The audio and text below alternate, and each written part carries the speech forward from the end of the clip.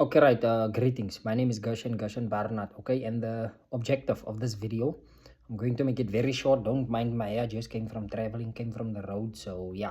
Anyways, the objective of this video, it's because someone very close to me, someone very special, near and dear to me, a friend. Okay, he asked me a question. The first question was, "What do you love?" Okay, that was the question. Obviously, I don't understand a question like that. A question like that to me, sorry to say it, but it's fundamentally meaningless. Okay, so then I asked him, okay, what do you mean with your question? Like, what exactly are you asking me? The reason why I did that now, it's because there's something called intuitive heuristics. What is meant with intuitive heuristics now? Simply put, let's say person A is asking person B a question. Okay, so a question is being asked, then person B then has a tendency, a natural inclination, a natural proclivity to reduce the question into something that's understandable or comprehensible to them, and then they answer that thing.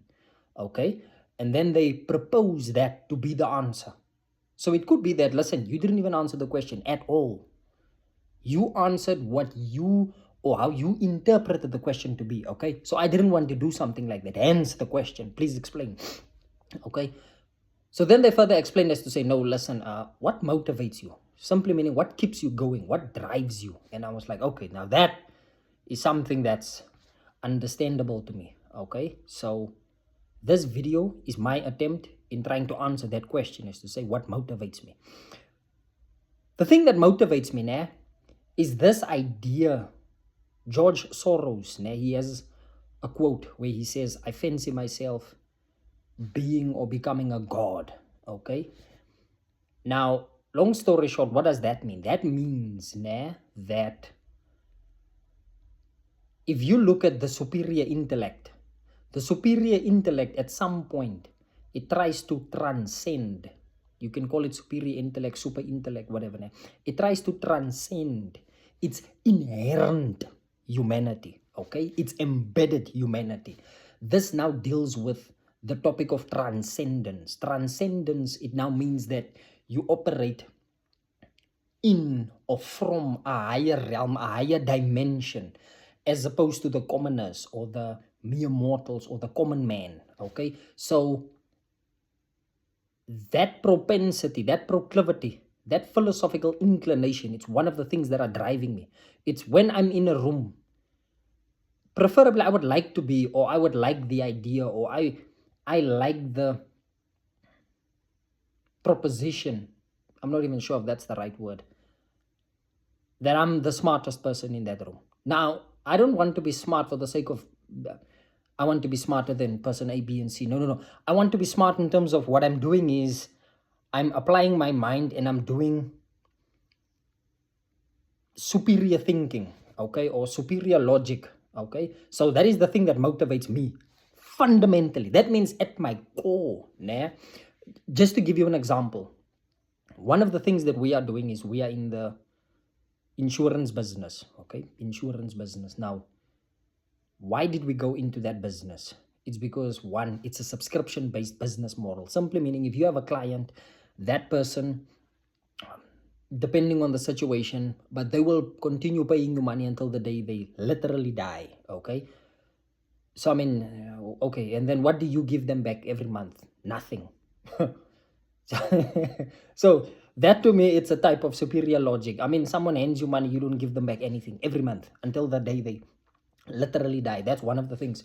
Another thing there was, let's say for a 10,000 rand cover, okay, the monthly premiums were ranging anywhere from 12 rand something to 15 rand a month. Okay, if you assume that there are 10 months in a year, let's say that's your assumption. Okay, that means within a year, it's 150 rand. If you do that over 10 years, it's 1,500 rand.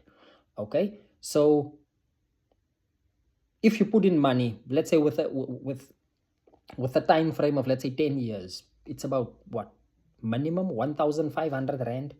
Okay, the assumption being that there's 10 months in a year, and then the return on that, it's what, 10,000. I mean, come now. That means you get like 6 times the money back. within a 10-year time frame. Obviously, when you are in the insurance business, you preferably want 3 to 5 year or 3 to 6 year, time frames and stuff, because you want it to be a profitable business excursion or whatever excursion you want it to be. So that for me, it's like, why are we in that? We are in that because, I mean, come now, that is superior logic. I mean, if you just add up the numbers, it's like, why wouldn't I be in this sector? Why wouldn't I be in this industry? Okay, this is the reason why Pep Stores is doing it. This is the reason why ShopRite and Vodacom and everyone else is doing it. Because, I mean, come now, it's common sense. It's superior logic. Like, the people who are not doing it, like, maybe there's something wrong with them. Or maybe they know something better. But largely so, it's because, they don't have superior logic. That's why they are not in this business. Okay, so that's what I mean when I talk about superior logic. Okay, another thing now is we are in the property business. Okay, why would we go into the property business? I mean, if you take into account capital appreciation, okay, what is capital appreciation? Capital appreciation, it is essentially, okay, this means loosely speaking, without being too technical, it's the future value of something minus the current purchase value. Okay, right, current purchase value. Now, if you look at current purchase value now, and then you take into effect this thing called leveraging, okay, what does that mean? That means the minimum amount that you have to pay, to get a property into your name. It's ranging, let's say, 40 to 50,000 rand, okay? And then you look at that in relation to capital appreciation, okay? Capital appreciation simply means the value that this property will cost you, let's say, within the next 10, 15 to 20 years. It's, let's say, 1 million, okay? Let's say maximum you are spending 50K to get the property into your name, okay? And then boom, after 10, 15, 20 years, it's 1 million. That's like a 20x return on your investment, on your principal, on your initial investment. So I look at that and I'm like, I don't understand why more people are not doing this. I mean, that to me, plus the beauty about it is you have this thing called leveraging, simply meaning it's the bank's money. Then you have this other thing where you are outsourcing the premiums on the bond. So simply meaning your tenant is paying that. And I look at that and I'm like, listen, if that's not superior logic, then I don't know what is. Okay, so it's this level of thinking, it's the quality, it's the underlying mechanistic mental machinery, like the meshing of those components, yeah, that is motivating me. I'm not motivated by love. I'm not motivated by abstract things. I'm not motivated by foolishness, by rubbish, by mystical and fairy tale thinking. I'm motivated by deeply thinking about reality in a high quality way. Okay, let me just give you, I'm not sure if I have enough time. I'm not sure if I have enough memory to finish this video, but yeah, let me just give you another little vignette, another anecdote. I recently spoke to someone, okay, and they asked me a question. The question was, do you believe in the Holy Spirit? I said, do I believe in the Holy Spirit? Yes, but not for conversational purposes. Simply meaning, just because I believe, it doesn't mean that now it's something that's up for discussion. I prefer to keep my beliefs and stuff to myself. They said, no, I need you to indulge me. Then they told me, listen, what happened now was they felt sorry for someone, okay? And so they assisted the someone for like a span of 3 years, okay? So there's someone, you feel sorry for the someone, and now you are assisting the someone for like 3 years, okay? And then you feel, no, the Holy Spirit, convinced me to help this person, blah, blah, blah, the Holy Spirit convinced me, okay? So, right. So then after 3 years, this person that they were helping, this person essentially died, like they passed away, okay? So then after passing away, people were like now telling stories and stuff about the person who like passed away. And then this person was like, wait. So this person had money. But then I sent the money because I was under the impression they didn't have money. Oh, this person had food. But I bought them groceries because I was under the impression that they didn't have groceries. Like, why did I believe that? So this person then consulted a pastor as to say, Pastor, what's happening? So the pastor was like, listen, long story short, you were manipulated. That's it. This person saw, okay, right, you have a soft spot for them, and then they manipulated you. End of discussion. And you were under the illusion or under the delusion as to say that, listen, I'm inspired by the Holy Spirit, to like assist them. So this person was like, okay, what's your conclusion regarding this? I was like, listen, I don't have a conclusion regarding something like that. Do you know why? Because here's the thing, I don't feel sorry for people in a way like that. If I feel sorry for a person, I'm like, listen, I feel sorry for a person, and then that's it. That's where it stops.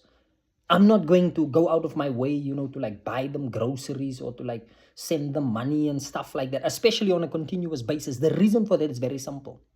This person, whoever they might be, they are not my responsibility. End of discussion. I mean, come now. There's nothing to debate. There's nothing to think about. There's nothing to discuss. Okay? If it's, let's say, some old lady, I'm like, listen, you have kids, you have grandkids, you have family members and stuff. They should be taking care of you. You are not my responsibility.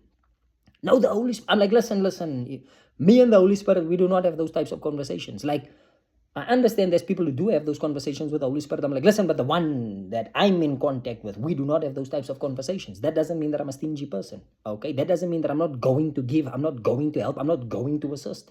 I'm just, listen, a person operating from reality as is. I deal with reality as is, not in a reality that I hope or imagine to be.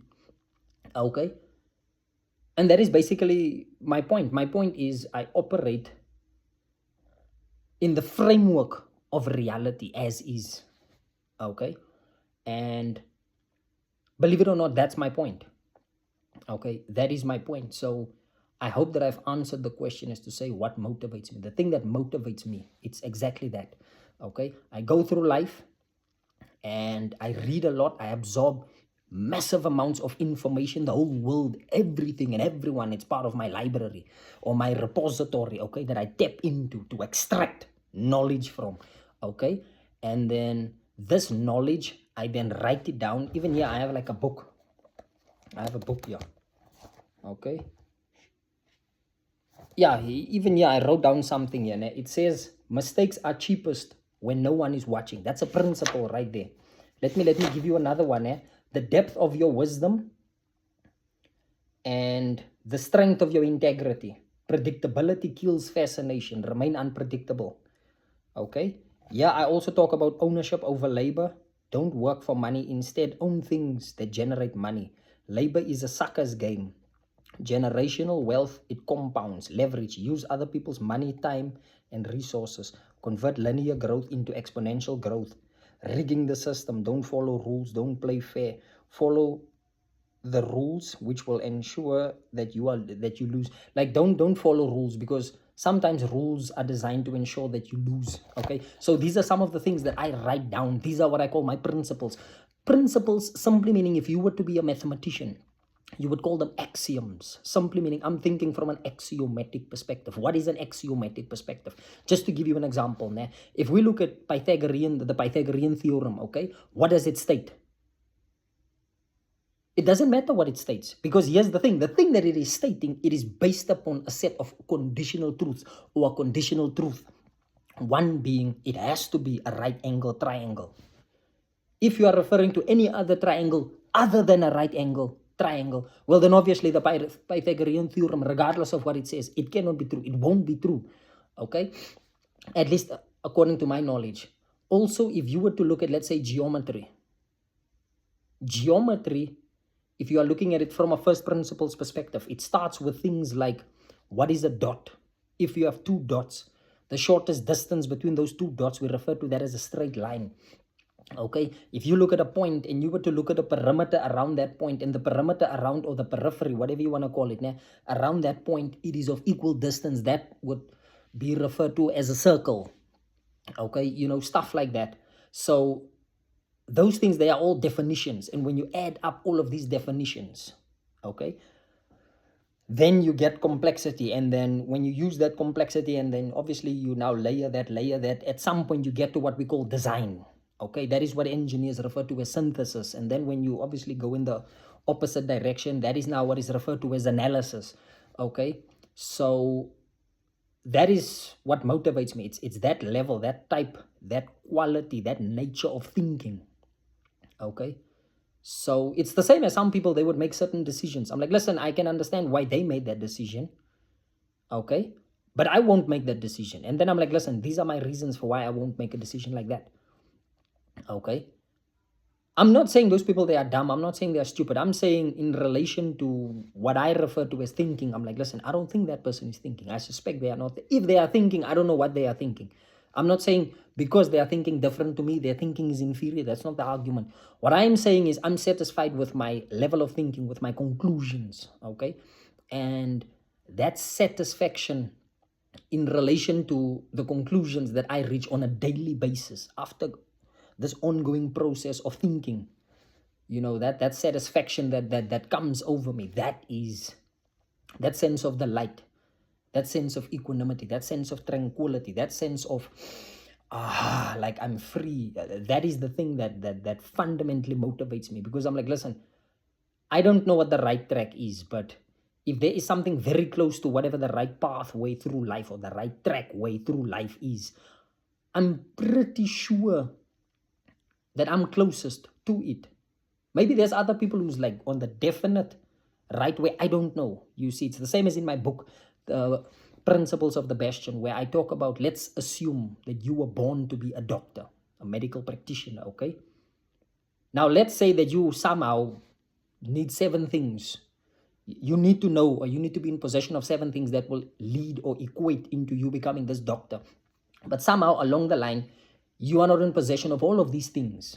Or you were supposed to tick 7 boxes and you didn't manage to tick 7 boxes. You managed to only tick 4 or 5 or 6.